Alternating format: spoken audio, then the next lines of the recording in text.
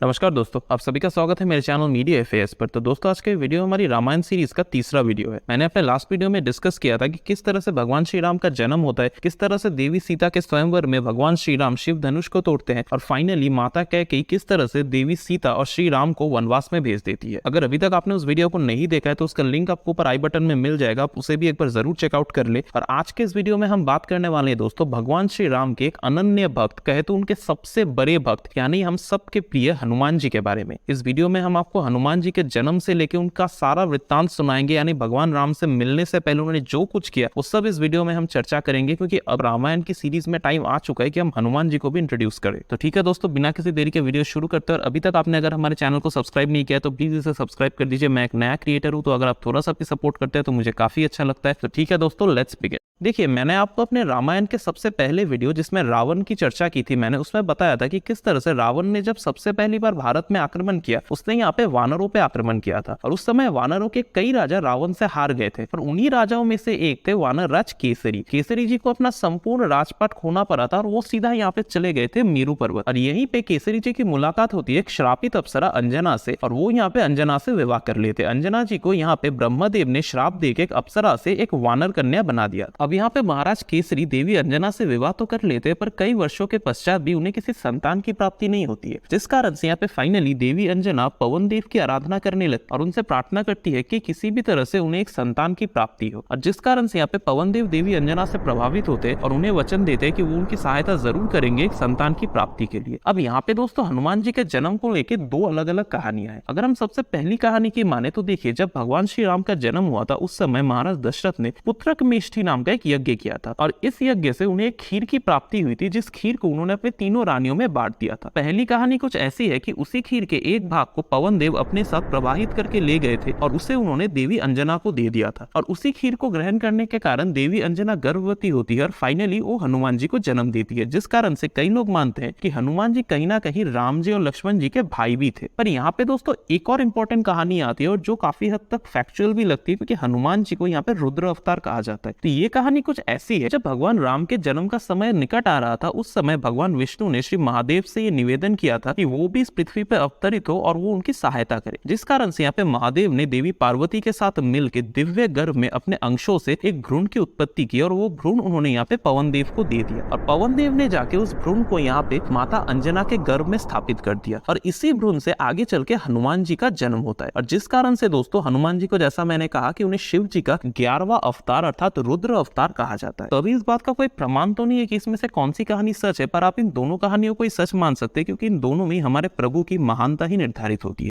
तो दोस्तों अभी हम आगे बढ़ते हैं हमारी कहानी पे। तो देखिए, जब यहाँ पे एक बार हनुमान जी का जन्म हो जाता है तो महाराज केसरी और देवी अंजना तो बहुत ज्यादा प्रसन्न थे। वो अपने पुत्र को बहुत ज्यादा प्रेम करते थे, मतलब उससे किसी भी तरह की दुविधा नहीं होने देते थे। पर एक दिन क्या होता है ना कि यहाँ पे हनुमान जी, उनकी जब एक दिन सुबह अचानक से नींद खुलती है तो उन्हें बहुत ज्यादा भूख लगी थी, और अनफॉर्चुनेटली उस दिन दोस्तों उनके आसपास कोई भी नहीं था उनकी सेवा के लिए। तब जब हनुमान जी अपनी खिड़की से बाहर झांकते हैं तो उन्हें यहाँ पे एक पेड़ की आड़ में एक मीठा सा पका हुआ फल दिखता है। हालांकि वो कोई फल नहीं बल्कि वो स्वयं भगवान सूर्य देव थे, और यहाँ पे हनुमान जी को वो एक फल लग रहा था। तो उस फल को पाने के लिए वो अपने बिस्तर से सीधा एक छलांग लगाते हैं, और वो क्योंकि यहाँ पे रुद्र अवतार थे तो उनमें इतनी शक्ति थी कि एक छलांग उन्होंने लगभग 15 करोड़ किलोमीटर का लगाया था। अगर आप सोच रहे हैं कि मुझे एग्जैक्ट नंबर कैसे पता, तो जो हनुमान चालीसा है उसमें एक लाइन है, युग सहस्त्र योजन पर भानु। उस लाइन को आप अगर सही तरीके से डिकोड करेंगे तो आपको समझ आ जाएगा कि हनुमान जी ने एग्जैक्टली कितनी दूरी तक छलांग लगाई थी। और दोस्तों ये काफी शॉकिंग बात है कि हनुमान चालीसा में लिखी हुई ये लाइन एक्चुअली पृथ्वी से लेकर सूरज की दूरी है। ये साबित करता है कि प्राचीन भारत में हमारा विज्ञान कितना महान था। तो जो भी हो, यहाँ पे हनुमान जी सीधा सूर्य देव की ओर छलांग लगाते हैं, और जब इंद्रदेव को ये पता चलता है, वो जब देखते हैं कि एक बालक यहाँ पे सूर्य देव को खाने के लिए बढ़ रहा है, तो वो यहाँ सीधा अपने वज्र से हनुमान जी के हनु भाग यानी उनके जौ पे वार करते हैं। तो यहाँ पे जैसे ही हनुमान जी के जबड़े पे इंद्रदेव का वज्र लगता है तो हनुमान जी सीधा यहाँ पे जमीन पे आके गिर जाते। पता, वो भले ही रुद्र अवतार थे पर वो एक बालक ही तो थे ना। जब उनके जबड़े पे वज्र जैसे एक अस्त्र से प्रहार किया किया जाए तो वो कैसे सहन कर पाते। तो यहाँ पे उनका जबड़ा सीधा टूट जाता है और वो यहाँ पे जमीन पे आके गिर जाते। पर ये घटना जब यहाँ पे वायुदेव देखते हैं तो वायुदेव तो मानो शोक में एकदम व्याकुल हो चुके थे, क्योंकि वायुदेव का खुद का उस समय तक कोई पुत्र नहीं था और यहाँ पे हनुमान जी उनके पुत्र के समान ही थे। मतलब महादेव ने उन्हें वरदान दिया था कि हनुमान जी को समस्त संसार पवन पुत्र के नाम से जानेगा, क्योंकि हनुमान जी के जन्म के समय पवन देव ने बहुत ही महत्वपूर्ण भूमिका निभाई थी। यहाँ पे जब पवन देव ने देखा कि उनके एकमात्र पुत्र को यहाँ पे इंद्रदेव ने कितनी निर्ममता के साथ मार दिया है, तो वो यहाँ पे समस्त संसार में जितना भी वायु है उन सबको खींच लेते। वो कहते कि अगर मेरा ही पुत्र जीवित नहीं रहेगा तो इस संसार को भी जीने का कोई हक नहीं।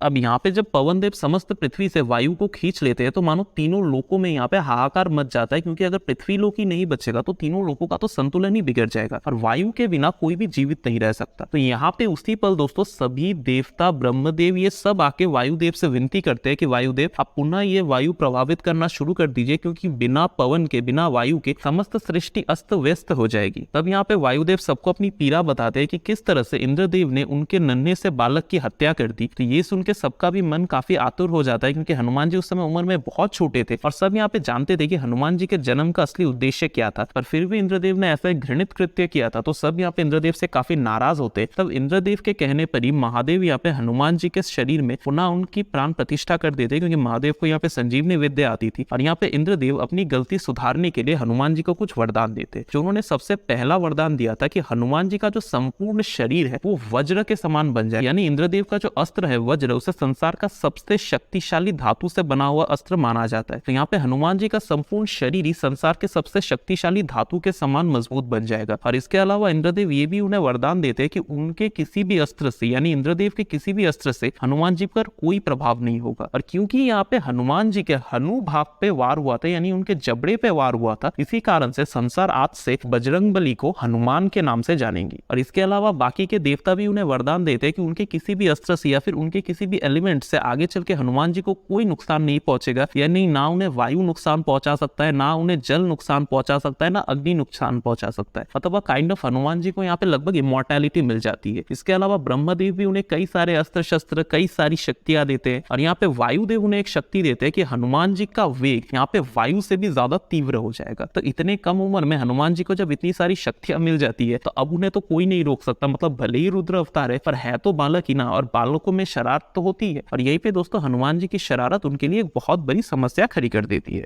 तो देखिए, एक बार जब हनुमान जी को ये सारा वरदान मिल जाता है तो वो तो पूरी तरह से ठीक हो जाते हैं, उन्हें बहुत सारी शक्तियां मिल जाती है, पर अब उन्हें रोकना बिल्कुल ही नामुमकिन था। मतलब एक तो बालक, ऊपर से वानर, आप सोच ही सकते हैं कि किस लेवल में वो अभी शरारत करने वाले। तो यहाँ पे हनुमान जी क्या करते हैं कि अपने शरारतों में यहाँ पे ऋषि मुनियों को बहुत ज्यादा परेशान करते हैं। इनफैक्ट एक बार तो वो तपस्या में बैठे कई सारे ऋषि मुनियों को इतना तंग करते हैं कि उनकी वर्षों की तपस्या यहाँ पे भंग हो जाती है, जिस कारण से फाइनली यहाँ पे वो ऋषि मुनि हनुमान जी को यह अभिशाप देते हैं कि हनुमान जी अपनी सारी विद्या भूल जाएंगे, उन्हें जितनी भी शक्तियां मिली है उन सभी शक्तियों के बारे में वो भूल जाएंगे। हालांकि वो उन्हें यहाँ पे कोई भयानक श्राप नहीं देते, पर क्योंकि वो एक बालक थे और इतनी शक्तियां एक बालक के पास होना काफी हानिकारक थी, इसलिए वो उन्हें श्राप में बस ये कहते हैं कि वो अपनी शक्तियों को भूल जाएंगे। पर हाँ, अगर आगे चल के कोई उन्हें इन शक्तियों के बारे में याद दिलाता है तो उन्हें जरूर याद आ जाएगा, क्योंकि ऋषि मुनि भी यहाँ पे जानते थे कि हनुमान जी का जन्म किस लिए हुआ था और किस महान कार्य के लिए उन्हें ये शक्तियां मिली। तो यहाँ पे हनुमान जी तो दोस्तों अपनी सारी शक्तियां भूल जाते, पर यहाँ पे हनुमान जी के मन में अभी भी सीखने की काफी ज्यादा इच्छा थी। तो जब उनकी एक बार थोड़ी सी उम्र बढ़ जाती है, वो जब थोड़े बड़े हो जाते, तो यहाँ पे उनके पिता केसरी जी और उनके पिता पवन देव यहाँ पे एक दूसरे से परामर्श करके हनुमान जी को भेज देते हैं भगवान सूर्य के पास, क्योंकि दोनों ही चाहते थे कि हनुमान जी को सबसे अच्छी शिक्षा मिले। और यहाँ पे भगवान सूर्य से अच्छा गुरु उन्हें कौन मिल सकता है, जो भगवान सूर्य संपूर्ण पृथ्वी को, तीनों लोकों को रोशनी देते हैं, उनकी नजरों से तो कुछ भी नहीं छूटता। तो यहाँ पे हनुमान जी जाके भगवान सूर्य से निवेदन करते हैं और भगवान सूर्य भी उन्हें अपने शिष्य के रूप में स्वीकार कर लेते। तो वो यहाँ पे काफी समय तक भगवान सूर्य के पास रह के उनसे सब कुछ सीखते हैं, उनसे सारा ज्ञान प्राप्त करते हैं। पर यहाँ पे उनकी शिक्षा में एक बहुत बड़ी अड़चन आ जाती है। देखिए, हनुमान जी यहाँ पे बाल ब्रह्मचारी थे, पर सूर्यदेव के पास ऐसी कुछ सिद्धियां थी जिन्हें सीखने के लिए हनुमान जी को यहाँ पे विवाह करना पड़ता। तो यहाँ पे सूर्यदेव एक सुझाव देते हैं हनुमान जी को।